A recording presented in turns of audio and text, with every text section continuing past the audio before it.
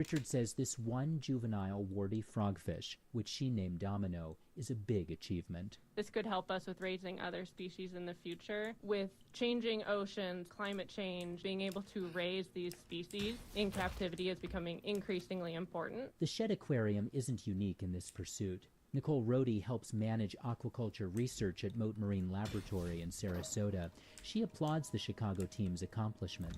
You know, it's something to celebrate because it's really not easy to do, because you're essentially trying to take, you know, what happens in nature and be able to recreate that. Rohde's impressed by how quickly they succeeded based on her work trying to rear the common snook, a big deal sport fishing species. And man, I probably spent 15 years of my life working on that animal, trying to close the life cycle before we were able to do it. But she says it's worth the effort for conservation purposes and to support commercial and recreational aquaculture. Back at the Shedd Aquarium, Jenny Richards stands beside Domino's tank in a spot just for staff. He's kind of hiding, but he's in that purple plant. We're definitely a little attached to the baby. Richard says she looks forward to the day when Domino can go on exhibit and be seen by the public, a tiny testament to what's possible. For NPR News, I'm Ari Daniel.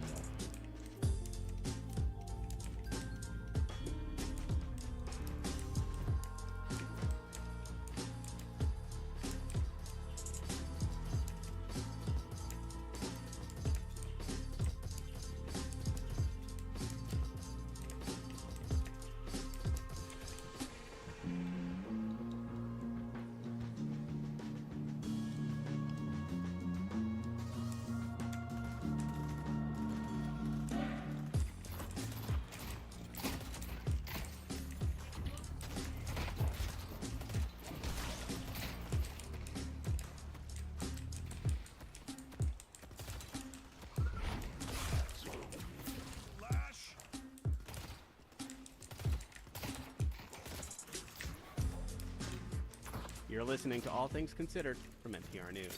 It's 3:18. This is member-supported Cap Radio News. I'm Devin Almanacca. From the Cap Radio newsroom, Sac Republic's new home is going to get a lot bigger. The team and majority owners, Wilton Rancheria, announced today the new Rail Yard Stadium will be overhauled to seat more than 20,000 people instead of the original 12,000. They're also scrapping plans to grow through a phased expansion. The new stadium will also include an overhead canopy covering every seat and allowing for natural airflow. The new Rail Yard Stadium broke ground in August 2025. The team says with the addition of the new canopy and other upgrades, the stadium will now open in 2028. You'll find more news at capradio.org.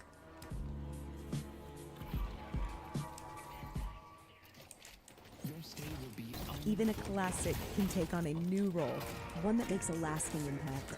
Donate your vehicle to Cap Radio and help support the future of public media for your community. Learn more at capradio.org/cars. We get support from Simple Traditions, Cremation and Burial. Owner Nancy Cash has been serving the community for over 30 years, focusing on natural alternatives to traditional funeral services. More information at simpletraditionsinc.com. We get support from the Calaveras Visitors Bureau. The Visitors Bureau acknowledges the community's support following recent winter storms and provides information on reopened winter recreation areas. More information is at gocalaveras.com. On Inside, we like to take the long, curious road. Our conversations focus on quality time to understand the difficult and the uncomfortable, but we also love celebrating the people who connect us to unique local events and the arts. For 1 hour, Inside is where you get beyond headlines to the heart of the issues and meet the people who make a community feel like home. I'm Vicki Gonzalez. Join us for Inside live at noon with a rebroadcast at 7 p.m. Support for NPR comes from this station and from BritBox, dedicated to offering viewers the opportunity to see it differently with British TV. Streaming original series, Jane Austen dramas, Agatha Christie mysteries, and more at BritBox.com. And from United States Postal Service, dedicated to putting reliability at the core of USPS Ground Advantage to help businesses operate smoothly. More at USPS.com/Ground Advantage. This is NPR. From NPR News, this is All Things Considered. I'm Elsa Chen. And I'm Scott Detrow, and I really love space. I love astronomy, deep space telescopes, missions to the moon, all of it. You might have picked up on this if you have heard any of our regular science segments. This is from NPR Science Podcast Shortwave. So we are trying something new today. I'm very excited about it. It is a segment that is all about space news. None of that other science here.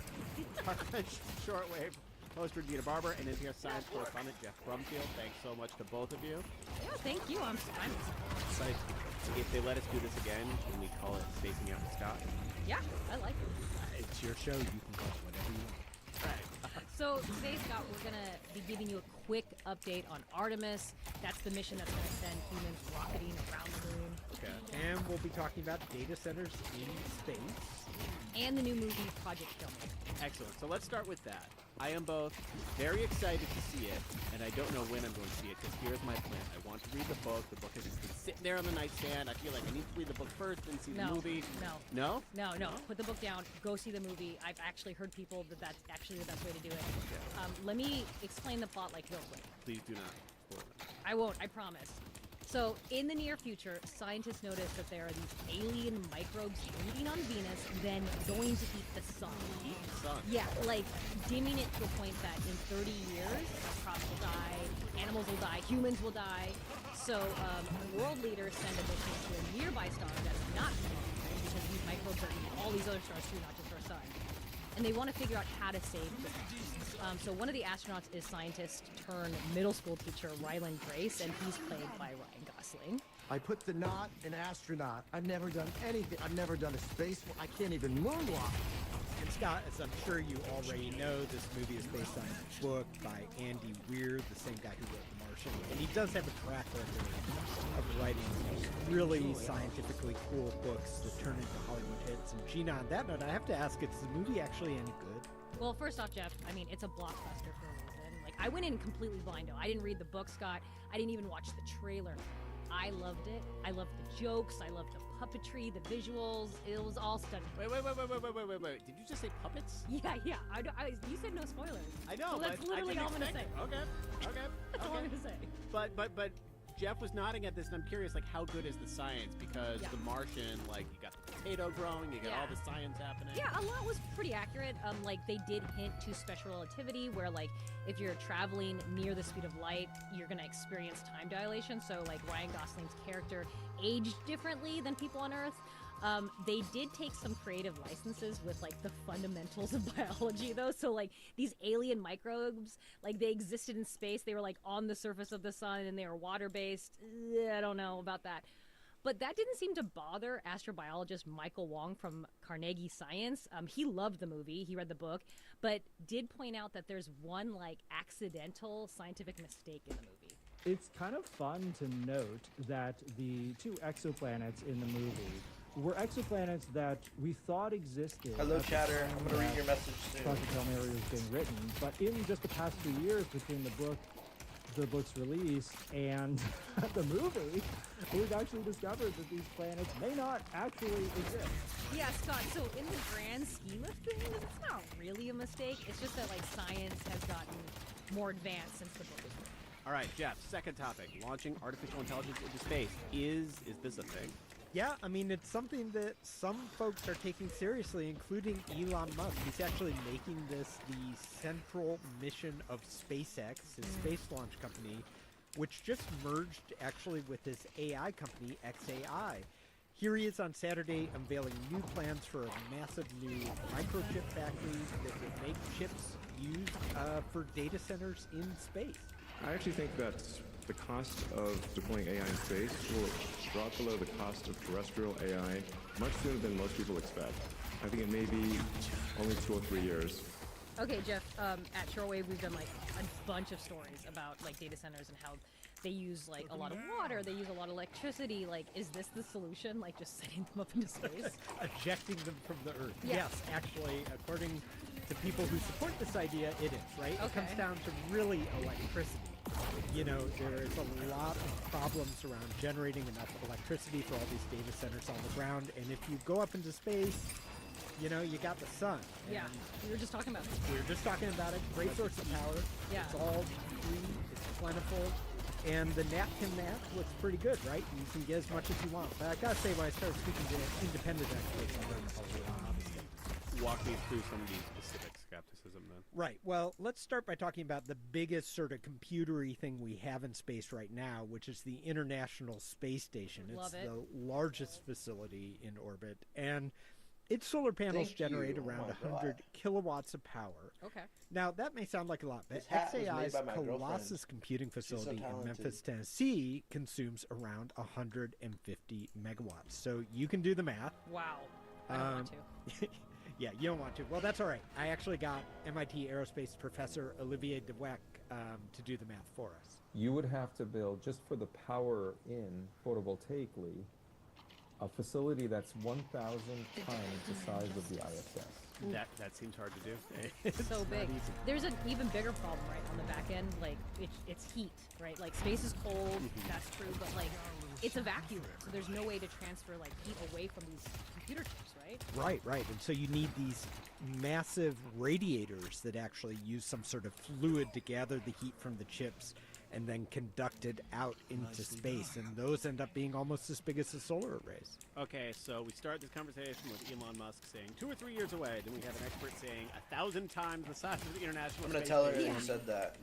What She's gonna be do so we think our stoked. real talk estimate is? Like, on those two extreme ends of the spectrum, is this a thing that one way or another you think happens down the line?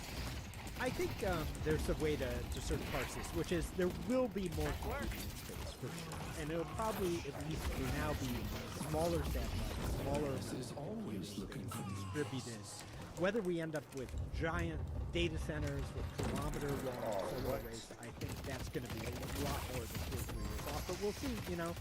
Elon loves to give a tight deadline. We'll just have to see where we land. One more thing I wanted to ask about, and this is something that I think is a lot closer than whatever Musk is talking about. I think so, at least, and that is the Artemis 2 launch. What's going on there? Yeah, Scott, so the U.S. is set to launch humans back to the moon, at least in orbit, right? And that's something that hasn't happened since the early 70s. And this launch window for Artemis 2, it opens in about a week from now on April 1st. But there have been some technical problems with this mission's rocket. There was a hydrogen leak, which forced NASA to push back this launch. So at this point, Scott, anything could happen. We'll be watching. They were going to launch it in February, then maybe March, now maybe April. Yep. April 1st. I got a good feeling. April Fools. If so, that would give us more content for sure. For Yeah. Spacing Out with Scott or whatever. Space is pretty vast. We got a lot of content. We got a lot. That's it's wrapped and finished.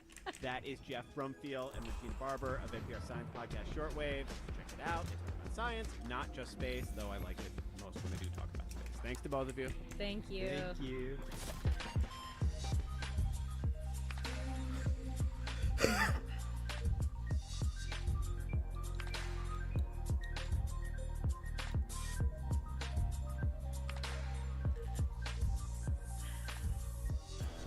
You're listening to All Things Considered from NPR News. I'm Scott Clear, President and CEO of Broadway Sacramento. Cap Radio tells the stories of our current world. They help us get beyond the headlines to have a deeper, more nuanced understanding. Broadway Sacramento is also committed to storytelling. What we do is all invention. Those inventions afford people access to their emotions. The power of storytelling is where it began for both of us. Broadway Sacramento is proud to partner with Cap Radio to create stronger Sacramento communities. We get support from American Home Energy Savers, a Sacramento area home energy contractor offering home energy inspections and sales and installations. Currently booking appointments for HVAC, plumbing, electrical, and repairs. More at ahescomfort.com. We get support from Chrysalis Cosmetics, a proud supporter of Capital Public Radio. Chrysalis celebrates the journey of self-discovery and transformation through plastic surgery options. There's more about what they have to offer at sacramentoplastics.com. News from NPR is next, followed by updates from our newsroom. Still ahead on All Things Considered, Sacramento's historic Oak Park neighborhood has been without a library for almost 40 years. The grassroots movement has been trying to bring one back. Hear more coming up in 15 minutes on member-supported Cap Radio News, 90.9 Sacramento, 91.3 Stockton, Modesto.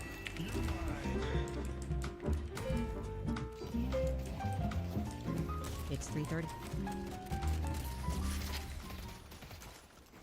Death awaits. Live from NPR News in Culver City, California, I'm Dwayne Brown. California's Attorney General is asking a judge to halt a Republican sheriff's election fraud investigation. He alleges the sheriff seized hundreds of thousands of ballots without evidence. From member station KVCR, Madison Almond has more. Riverside County Sheriff Chad Bianco, who's running for governor of California, seized 650,000 ballots casted in last year's election to redraw California's congressional map. Bianco says he did so because a citizens group alleged a discrepancy in the vote tally. Riverside County's registrar says the allegation is based on incomplete data. Attorney General Rob Bonta has asked the judge to stop Bianco's probe because Bianco has not shown that any crime was committed. When asked for a response, Bianco sent an email questioning why Bonta would obstruct an investigation. For NPR News, I'm Madison Ament. Lebanon says it's expelling the Iranian ambassador in Beirut. Lebanon is only the second Arab country to take such action during the U.S. and Israeli-led war on Iran, which has killed more than 1,000 people in Lebanon and left more than 1 million displaced. NPR's Lauren Frayer has more from the Lebanese capital. Lebanon's Ministry of Foreign Affairs says it's withdrawn the Iranian ambassador's accreditation and demands he leave no later than this Sunday. Israel's foreign minister said he welcomes the move. Iranian-backed Hezbollah militants are a force in Lebanese politics, but relations between Beirut and Tehran have deteriorated. The last Israel-Hezbollah war in 2024 left thousands dead in the country with billions of dollars in damages. Now, some Lebanese blame Hezbollah for dragging them into another war, this time in Iran. At the onset, Hezbollah fired rockets into Israel in support of Iran, sparking Israel's retaliation. Israel's defense minister is threatening now to destroy more homes in southern Lebanon in a stepped-up effort to oust Hezbollah once and for all. This is NPR. It's 3:32 with Cap Radio News. I'm Devin Yamanaka. River rescue crews in Placer County are warning people about the hidden dangers of local waterways as unseasonably warm temperatures draw people outdoors. Battalion Chief Nick Salas manages the Placer County Fire Department's technical rescue team. He says the cold water can be a shock to those looking to cool down. With the water temperatures, when they're as cold as they are, that can prove fatal with one slip and fall, or just, folks getting caught off guard with how cold that water is. They become hypothermic. Ninja. Their muscles, their body, their brain doesn't work, which ultimately leads to them drowning. Salas said all the water coming down right now is fresh snowmelt. He also warned a seemingly calm stretch of river can quickly lead to strong currents downstream. Anyone who does enter the water should wear a life jacket, bring a friend, and check for hazards downriver. Hit that subscribe the Sacramento button, Zoo is guys. mourning the loss of a beloved Would mean a primate. lot. Officials say Yule, the white-handed gibbon, died last Thursday after living in Sacramento since 1976. The zoo's veterinary team had been observing Yule closely after the death of his daughter, Sidao, on March 4th from severe liver disease. Yule had several age-related health conditions, including arthritis and declining vision. He was around 54 years old, which officials say is much older than the average life expectancy of around 40 years old. You'll find more news at capradio.org. Find us on Facebook by searching for Cap Radio. Stand out with purpose. As a Cap Radio sponsor, your business connects with listeners who support companies that invest in their community. Learn more at capradio.org/sponsor. We get support from Westervelt Ecological Services, restoring habitats for local species like the Valley Elderberry Longhorn Beetle. More information at westmitigation.com. Still ahead on All Things Considered, artists who helped build Cesar Chavez's legacy are grappling with allegations of sexual assault against the late labor leader. Hear more coming up in 15 minutes on member-supported Cap Radio News. 90.9 Sacramento and 90.5 Tahoe Reno.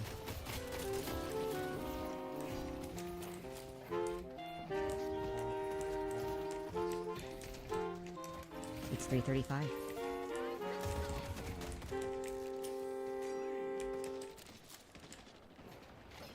Support for NPR comes from the station and from Capital One, offering their premium travel card Venture X. What's in your wallet? Terms apply. Details at CapitalOne.com. From Amazon Business, offering business buying services from office supplies to IT essentials and maintenance tools to help bring visions to life. Learn more at AmazonBusiness.com. And from the William T. Grant Foundation, supporting research to improve the lives of young people. at WTGrantFDN.org. It's All Things Considered from NPR News. I'm Scott Detrow in Washington. And I'm Elsa Chang in Culver City, California. More than 1,400 people have fallen sick with measles in the U.S. this year. There have been numerous foodborne disease outbreaks and continuing controversy over the country's vaccine policies. All the while, the Centers for Disease Control and Prevention has been without a permanent director, though that might soon change as a key deadline draws near. NPR's Ping Wong joins us now to explain. Hi, Ping. Hey, Elsa. Okay, so it sounds like there's so much for the next CDC director to deal with. What is this key deadline that means the CDC will finally suddenly get a new boss? Yeah, so this is related to a federal law called the Vacancies Act, which puts a limit on how long a Senate-confirmed position can be open. So far, the Trump administration has been filling the spot with one temp after another, but they're running out of time to nominate a new director. So tomorrow, it will be 210 days since the last CDC director, Susan Monarez, was fired back in August. And currently in that role is Dr. Jay Bhattacharya. He's currently holding double duty as head of both the CDC and the National Institutes of Health. And the law says that if a new candidate is not named by tomorrow, Bhattacharya can't keep being in the acting director role. No one can. So the administration does say that they've been taking the search seriously and they're trying to wrap it up. Okay, so time is up. And it seems like there's been a tough search for just the right candidate, yeah? Yeah, it's been tough. I mean, Chris Pomp, a senior advisor to Health Secretary Robert F. Kennedy Jr., he told Stat News that he's been interviewing dozens of candidates for the role and that Kennedy himself is interviewing the finalists. Here is Klomp talking to Stat. I want somebody with unassailably high moral integrity, who is deeply experienced and has deep expertise and is qualified to lead a staggeringly complicated and essential government agency. That's a tall order. Now, the candidates might include Ernie Fletcher, who's the former Kentucky governor, and Joseph Levine, a cardiologist at Johns Hopkins. That's according to reporting by Bloomberg and the Washington Post. But HHS spokesperson Andrew Nixon declined to comment on the potential candidates. Okay, but to be confirmed, this nominee needs not only to be aligned with Secretary Kennedy and President Trump, but also needs to get through the Senate, which has not been a smooth ride when it comes to the director of the CDC, right? Yeah, that's true, Elsa. I mean, last year, Trump's first pick, Dr. Dave Weldon, could not get enough votes because some senators objected to his record of opposing vaccines. Now, Susan Monarez was confirmed last summer, but she was fired when she stood up against changes Kennedy wanted to make to vaccine policies. And there's another thing. The top CDC director role pays about $200,000 a year, which is a big pay cut for the types of people that the administration is looking to hire to lead an agency that's really struggling. Say more. How are things at the CDC right now? So things are a little better now than they were last year. Remember, last year they lost about a quarter of their staff when a shooter attacked their campus and big cuts were proposed to their budget. But things are still not great. I mean, morale is very low and people keep leaving. Some things are starting to go the CDC's way, according to the staffers that I talked with. Earlier this year, the budget got mostly restored by Congress, and last week, a federal judge blocked some vaccine changes that Kennedy had made, which many people at CDC had opposed. And so far, there have been good reviews for Jay Bhattacharya as acting director. Now, he started in this role last month, and so far he's allowed more telework, he's visited the staff in Atlanta, he's been approving contracts at conferences that have been in limbo for months, and he's holding an all-staff meeting tomorrow. Now, the CDC staff are relieved, but they told me that the bar is so low. They're just excited to do basic things like run programs again after a year of pretty severe dysfunction. That is NPR's Ping Wong. Thank you, Ping. You're welcome, Elsa. The U.S. Treasury Department says the online scam industry costs ordinary Americans billions of dollars a year through bogus investment opportunities, romance scams, or other cons. And Southeast Asia has emerged as an active area for this industry. Michael Sullivan reports on efforts to fight scamming operations that emanate from the region. In October, the Cambodia-based Chinese-born Chen Zhou was indicted by the U.S. government for wire fraud and money laundering. The U.S. also sanctioning more than 100 others in what it and the U.K. called the, quote, largest action ever targeting cyber criminal and fraud networks in Southeast Asia. The U.S. also seized roughly $15 billion in Bitcoin from Chen's Prince Holding Group. Given that he had consolidated such deep ties with top Cambodian elites, Chendra's arrest is significant. That's Jason Tower at the Global Initiative Against Transnational Organized Crime.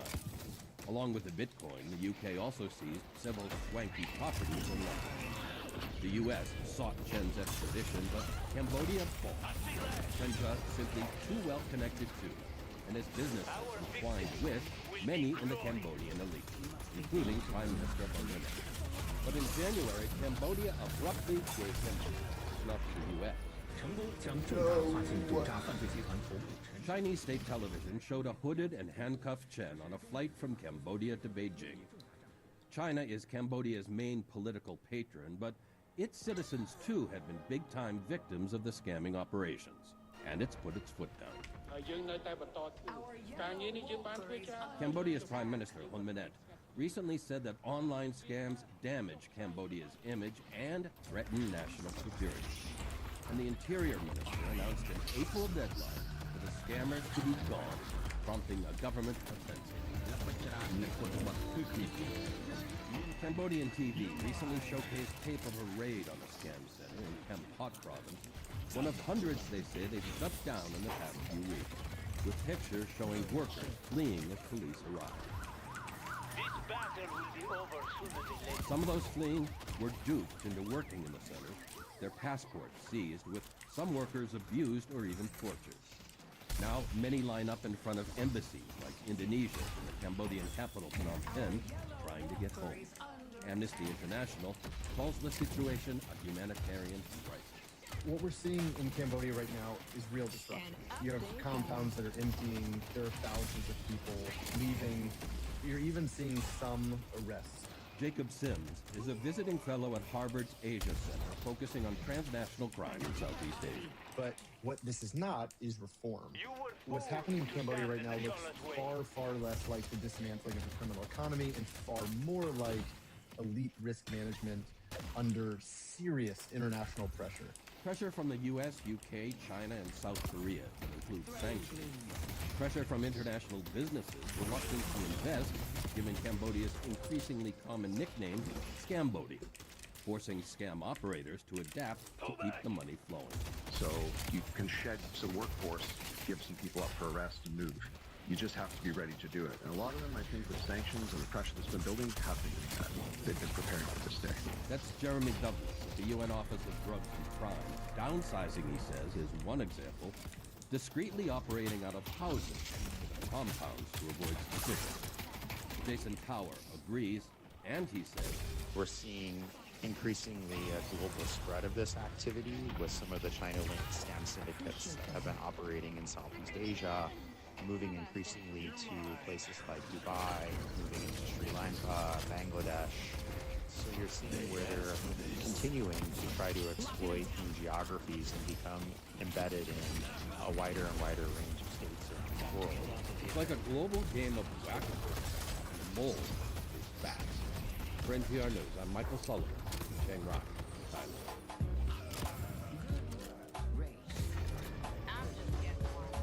Teamwork! You're listening to All Things Considered from NPR News. It's 3:44 with Cap Radio News. I'm Devin Yamanaka. Sacramento's historic Oak Park neighborhood has been without a library for almost 4 decades, but a grassroots movement has been trying to bring one back for 10 years. Cap Radio's Riley Palmer is one of the neighborhood's newest residents and did some digging to find out where things stand. When I moved to Oak Park 6 months ago, getting a library card was high on my to-do list. But the neighborhood doesn't have a library. The closest one to me was either across the freeway in Midtown or down Stockton Boulevard a ways. It was strange to me that Oak Park, one of the city's first neighborhoods, wouldn't have one. Though there hasn't been a library in almost 40 years, it's not for lack of trying. Educator Michelle Benjamin has been helping lead a campaign to get a library back in the neighborhood for a decade. Having a library is not only essential, but it's critical and crucial because of the benefits that it gives. I'm talking about test scores, but I'm thinking of just the value and importance of reading and the sense of community that comes from having a place like a library. Benjamin grew up walking from her grandma's preschool on 33rd Street to the Oak Park Library on 5th Avenue. She remembers the smells of fresh bread coming from a nearby bakery as she walked past Nakachi Park. I knew we were going to a fun place, and that's what they called it. We're going to go to a fun place The Oak Park Library was consolidated into the Colonial Heights Library in 1989. The city was looking to save money and sold the location to the McGeorge School of Law. The Colonial Heights Library is about a 35-minute walk from the center of Oak Park on Stockton Boulevard, one of Sacramento's most dangerous streets. Peter Coyle, CEO of Sacramento's Public Library, knows the challenge this creates. They are served by other libraries, but the distance and the transportation to those libraries is in many cases a barrier. The city of Sacramento is wise to the issue as well. Benjamin has collected 1,300 signatures in support of an Oak Park library and has been working with District 5 Council member Katie Maple. Maple says the last spot they envisioned for the library was the old Sacramento Observer building on Alhambra Boulevard, but that is now owned by a different nonprofit. Now the search is on. We need another building, and so that, I mean, I'm just being really frank. That's where we're at. We do not have a location identified. We are open-minded. We want very much to find a good location for Oak Park. Once they find a spot, Maple admits that the city's $66.2 million budget deficit will throw a wrench into the plan. I know that people care a lot about this, and so do I. And hopefully the right partnership will present itself, or an